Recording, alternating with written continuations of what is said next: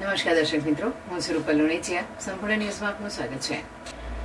જમણા ઈડાટા ડિસ્ટ્રિક્ટ કેનાલમાં ચાલી રહેલા બાંધકામની ગુણવત્તાને લઈને સ્થાનિક ખેડૂતોમાં અસંતોષ જોવા મળી રહ્યો છે. ખેડૂતો દ્વારા કેનાલના પ્લાસ્ટિક લાઇનિંગ અને વોટરપ્રૂફિંગની માંગ સાથે સ્થળ પર એકત્રિત થઈ વિરોધ નોંધાવવામાં આવ્યો હતો. ખેડૂતોના જણાવ્યા મુજબ કેનાલનું કામ હલકી ગુણવત્તાવાળું થઈ રહ્યું છે, જેના કારણે કેનાલનું પાણી આસપાસના ખેતરોમાં પ્રવેશી રહ્યું છે અને પાકને નુકસાન થઈ રહ્યું છે. ખેડૂતોનો આક્ષેપ છે કે અનેક વખત રજૂઆત કરવા છતાં સંબંધિત અધિકારીઓ દ્વારા પૂરતું ધ્યાન આપવામાં આવતું નથી. ઉપરાંત કેનાલના કામ દરમિયાન તેમની જમીનની વધારાની કપાત કરવામાં આવી હોવાનો પણ ખેડૂતો દ્વારા આક્ષેપ કરવામાં આવ્યો છે.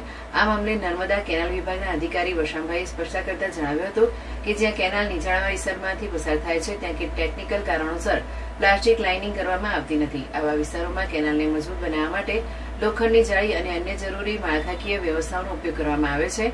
તેમણે વધુમાં જણાવ્યું હતું કે જમીનની સપાટીથી ઊંચા ભાગોમાં આવેલી કેનાલમાં પ્લાસ્ટિક લાઇનિંગ કરવામાં આવશે. આ પ્રક્રિયાથી પાણીનો ભેજ ખેતરોમાં જતો અટકશે, તેમજ કેનાલની કાર્યક્ષમતા અને ટકાઉપણામાં વધારો થશે.